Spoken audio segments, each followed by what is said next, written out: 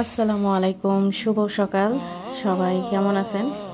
ভোরবেলায় একদম কিন্তু পাখির যে ডাকটা শুনতে পেলেন, এটা কিন্তু চট্টগ্রামে ফার্স্ট, মানে আমি এরকম সকালবেলা আর কি শুনতে পাইছি যে পাখি এরকম করে ডাকতেছে। তো এটা হচ্ছে পাখির, চট্টগ্রামের পাখির হচ্ছে রিয়েল ভয়েস ছিল। যাই হোক, সকালবেলা আমি আমার হাজব্যান্ড 2 দিন ধরে দেখতেছি যে ও ঠিক মতো খেতে পারতেছে না। গত রাতে দেখা গেছে রাত 12টার দিকে আমাকে বলতেছে যে ঠিক আছে, তুমি আমাকে একটু ফ্রাইড রাইস করে দাও। পরে আমি একটু সাদা পোলাও রান্না করতেছি। সকালবেলা একটু ভাজি, বেগুন ভাজি করে দেব, তার সাথে হচ্ছে আলু ভাজি করে দেবো, এগুলো খেয়েও চলে যাবে। আর পোলাওটা একটু, সাদা পোলাওটা একটু বেশি করে করতেছি যাতে দুপুরবেলা হচ্ছে হয়ে যায়। আর সাথে একটু গরুর মাংস রান্না করব। তো গরুর মাংস রান্না করার হচ্ছে আজকে আমি ফার্স্ট টাইম আর কি মূলা দিয়ে আলু দিয়ে গরুর মাংস রান্না করব। এটা আমার মা রান্না করে, খুবই মজা লাগে। তো আমার হাজব্যান্ডের মনে হচ্ছে ফার্স্ট টাইম যে ও গরুর মাংস মূলা দিয়ে খাবে, কখনো খায় নাই। যাই হোক, তো আমি রান্না করব একটু আলাদাভাবে।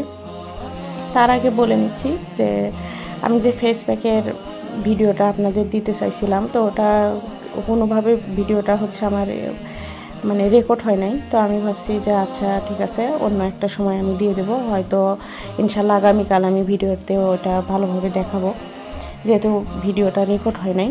তো আমি সেটা মানে দুঃখিত, আগেই সরি বলে নিচ্ছি। তো এখানে এই যে দেখেন আমার এই গাছটা, এটা আমার খুবই ভালো লাগে। এটা কিন্তু পানির একটা ফিল্টার ছিল, তো পানির ফিল্টারটা আমি নিচে কালার করছি ওইভাবে। আর ওর ভিতরে কিন্তু আমি কিছু কিছু জিনিস রাখছি যেগুলো আমার প্রয়োজনীয়। তো ধনিয়া পাতা সংরক্ষণ করার একটা উপায় হচ্ছে যে আপনি পানি ঝরিয়ে নিয়ে ওইভাবে আমি ফ্যানের নিচে দিয়ে রাখছি, একদমই যাতে শুকিয়ে যায়। তো সেটাও দেখাবো ইনশাল্লাহ। আর ধনিয়া পাতা আমার বাসায় বেশি ছিল, নষ্ট হবে জন্যই আমি এইভাবে আর কি, মানে যাতে সংরক্ষণ করে রাখা যায় সেই জন্যই আমি ধুয়ে ওইভাবে রাখছি ফ্যানের নিচে। তো একটু একটু করে কিন্তু আমি ওটা একটু হাত দিয়ে নেড়ে দেবো। আর তারপরে হচ্ছে এই যে রান্নাও করতেছি। তো সকালবেলা আমার টার্গেটই হচ্ছে 12টার মধ্যে আমি সব কাজ করে ফেলবো।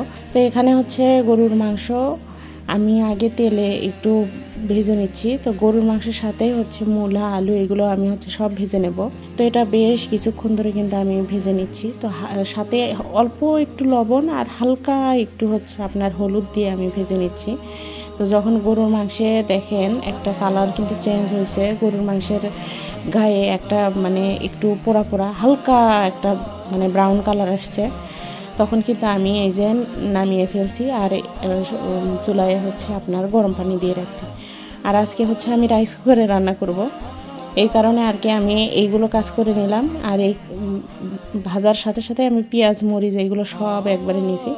একটা টমেটো নিয়েছি, এখানে হচ্ছে আদা রসুন বাটা, তারপরে হচ্ছে পেঁয়াজ কাঁচামরিচ বাটা, পেঁয়াজ বাটা আছে, তার সাথে হচ্ছে আপনার ধনিয়া আর জিরা বাটা আছে এগুলো। আর পেঁয়াজ তো দেখতেই পেলেন। আর এই পাশে হচ্ছে আমি মশলা মানে সাদা এলাচ, কালো এলাচ, দারচিনি, তারপরে হচ্ছে আপনার তেজপাতা, হলুদ, মরিচ, লবণ, মানে মরিচের একটু গুঁড়া, ধনিয়া গুঁড়া, জিরা গুঁড়া অল্প একটু করে, এগুলো সব পরিমাণ মতো করে দিছি।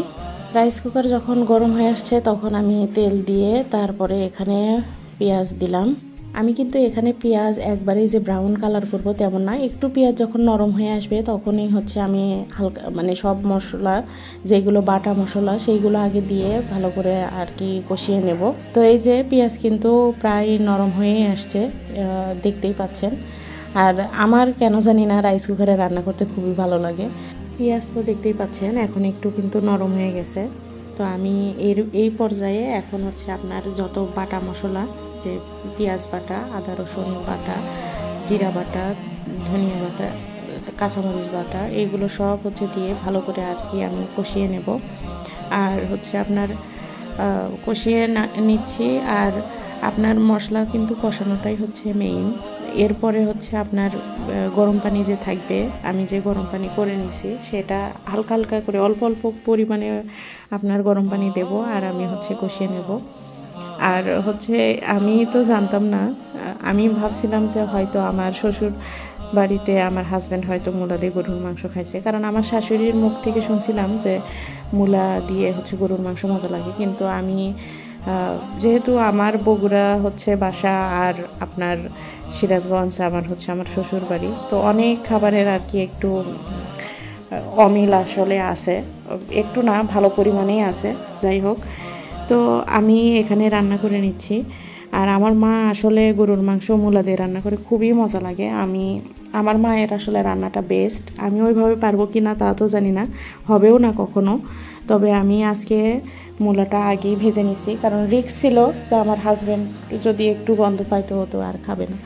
তো আমি ভেজে নিয়ে এইভাবে, এই যে এখন যখন মশলা আমার কষানো হয়ে গেছে তখন আমি কিন্তু দিয়ে দিলাম। দিয়ে এটা এখন ভালোভাবে আমি মশলার সাথে মেখে নিয়ে বেশ কয়েক মিনিট ধরে কষিয়ে নেব।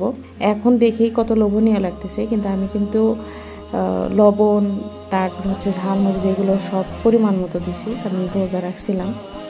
আর এখানে হচ্ছে রাইস কুকারে একটা জিনিস হয় কি, আপনি যখন এই যে আমি কষাতে যখন আসলাম, যখন আপনার মানে রাইস কুকার যখন গরম হয়ে যাবে তখন কিন্তু ওয়ার্মে চলে আসবে। তো ওই সময় যদি আপনি আবার কুকে দেন তখন কিন্তু হচ্ছে অনেক সময় আপনার হয় না। আর ওই সময় আর কি রাইস কুকার কিন্তু নষ্ট হওয়ার চান্স থাকে। আপনি 2 মিনিট যদি একটু ওয়েট করেন, 2 মিনিট পরেই দেখবেন যে আবার কুকে চলে যাবে। তা আমি 2 মিনিটে আর কি ওইটা ঢাকা দিয়ে কষিয়েই নিছি। তারপরে আর কি গরম পানি দিয়ে, এইদিকে দেখেন ধনিয়া পাতা কিন্তু আমার একবারেই শুকিয়ে গেছে, হাতে কিন্তু আমার একটুও পানি লাগতেছে না। আর এইভাবে যদি আপনি এখন একটা বক্সে করে রাখেন, এটার যেমন ফ্লেভার ঠিক থাকবে, কালার ঠিক থাকবে, আর আপনার হচ্ছে মনেই হবে না যে এটা আপনি ফ্রোজেন করে রাখছেন। আর যদি ধনিয়া পাতায় একটু পানি থাকে আর আপনি যদি সেটা ফ্রোজেন করেন, তখন কিন্তু আপনার ধনিয়া পাতার টেস্টটা নষ্ট হয়ে যায় আর ওটা বেশি দিন রাখাও যায় না। তো এইভাবে রাখলে আপনি বেশ কয়েক মাস ধরে খেতে পারবেন। তা আমার তো আর বেশ কয়েক মাস না, দেখা যাবে কয়েক দিনেই শেষ হয়ে যাবে। নর্মাল ফ্রিজে আসলে বেশি দিন যদি রাখেন ওইটা থাকে না আর কি। যার কারণে আমি যেহেতু বেশি, আমার হাজব্যান্ড নিয়ে আসছে আজকেও, আর আমার ফ্রিজে কিছু ছিল, এই কারণে আর কি আমি ফ্রোজেন করে রাখলাম। এদিকে হচ্ছে আমি ভাজনা দেব, তো সেটার জন্য পেঁয়াজ একটু ভেজে নিচ্ছি, তার সাথে অল্প একটু জিরা দেব। তো আমার হাজব্যান্ড কিন্তু মাশাল্লাহ ও প্রথম খেয়েই খুবই হচ্ছে ভালো রিভিউ দিছে। আসলে আমি যখন কোনো কিছু রান্না করি আর যেটা ওর মুখে ধরে, ওর জিহ্বায় যদি ওর যেটা মানে খুব টেস্ট লাগে, সেটা হলে আর অন্য কোনো তরকারির দিকে তাকাবে না, ওইটা দিয়েই ও খাবে। দেখা যাবে এক বেলার জায়গায় 2 বেলা দিলেও ওটা খুব মজা করে খায়। আর যেটা ভালো লাগে না সেটাও ওর খাওয়ার স্টাইল দেখেই আমি বুঝে নিতে পারি যে এটা হয়তো ওর ভালো হয় নাই। কিন্তু সেটা নিয়ে যে খাবে না তা না, খাই। তবে যেটা মজা হয় সেটা সেই দিনও একবার প্রশংসায় ভাসিয়ে দেয়। তো আলহামদুলিল্লাহ, রোজা রেখে হচ্ছে আমি রান্না করছিলাম। আর রোজা রেখে আমি যতবার রান্না করি ওই রান্নাগুলোতে মনে হয় আল্লাহর রহমত ঢেলে দেয়। কেন জানি না, লবণ জাল সব ঠিকঠাক হয় আর খুব টেস্ট হয়। আর এটা কিন্তু অনেক মজা হয়েছে। আমি ফার্স্ট টাইম মূলা দিয়ে রান্না করছি, কিন্তু ফার্স্ট টাইম হলেও মনে হচ্ছিল যে আমি ফার্স্ট টাইম রান্না করি নাই। আমার হাজব্যান্ড অনেক প্রশংসা করছে। তো আপনারা যদি এইরকমভাবে মূলা দিয়ে আলু দিয়ে গরুর মাংস রান্না করেন, আর আমি যেভাবে রান্না করলাম এইভাবে যদি একটু ভেজে নিয়ে রান্না করেন, ইনশাল্লাহ আপনারাও প্রশংসা পাবেন। আর রান্নাটা আসলেই অনেক মজা হয়েছিল। সবার সুস্থতা কামনা করে আজকের ভিডিওটা এই পর্যন্তই শেষ করছি। আর ইনশাল্লাহ নেক্সট ভিডিও দেখার আমন্ত্রণ জানাচ্ছি। সবাই ভালো থাকবেন। আল্লাহ হাফেজ। আসসালামু আলাইকুম।